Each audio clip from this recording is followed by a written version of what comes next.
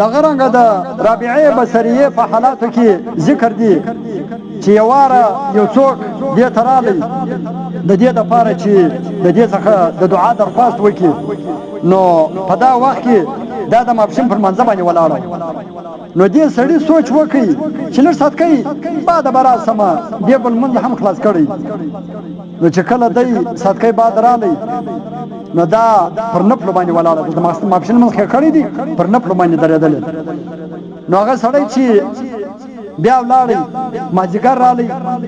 بیا دا د مازدیګر په منځه باندې ولاړه ده دا هغه رابعه بصریه مخکې چې ما کوم واقعه بیان دا بیا مازدیګر په منځه باندې ولاړه دا بیا انتظار ورته وکړي د مازدیګر لمونځ ختم کړي د هغه څخه وروسته ذکر و اذکار یې شروع د ماښام تر لمانځه د ماښام وخت چې داخل شولو د ماښام پر لمانځه باندې ودرېدل سړی ورته ناست د ماښام لمونځ ختم کړي د اوابینو پر لمانځه باندې شروع وکړ شپږ رکعات چې د ماښام د لمانځه باندې کېږي دوه رکعاته ډېر ثواب لري کوشش مې کړي دا مه پرېږدئ شپږ رکعاته کېږي دوه رکعاته په نیت د اوابین په اوابینو باندې شروع وکړ د اوابین لمونځ ختم کړي نور نفلونه شروع د ماخستن تر لمانځه پورې ماخستن چې وخت داخل شولو د ماخستن پر لمانځه باندې شروع وکړ سړی ولاړی چې بیا به صدقې بعد وراسم صدقې بعد چې بیا ورالی دا بیا پر نفلو ولاړ ده د شپې نفلونه کوي سړي دا خیال وکړي چې بابا ته اوس درځه سهار به وراسي و دا سړی چې سهار ورالی دا مبارکه بیا پر لمانځه باندې ولاړ د سهار لمونځ کوي او بابا ته ول د سهار لمونځ به ختم کړي بیا به د دعا درخواست جمعه کې چې دعا راته وکړه د سهار لمونځ ختم کړي ډایرکټ پر وظیفه باندې کښېنستل وظیفه یې شروع کړل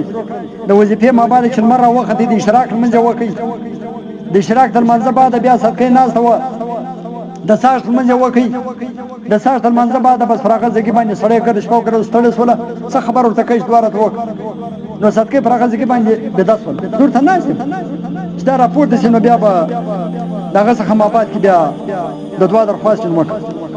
وایي دا چې بېده شوله د سهار تر لمانځه بعده نو حتی چې ډېر لږ خوب یې وکړي داسې اچانک لکه سړی چې وبېرېږي د بیرې په حالت کې د خوب څخه راویښه شوه سترګې ومژلې او دا دعا یې وکړل اللهم اني اعوذ بك من عين لا تشبع من النوم چې ای الله زه پناه غواړم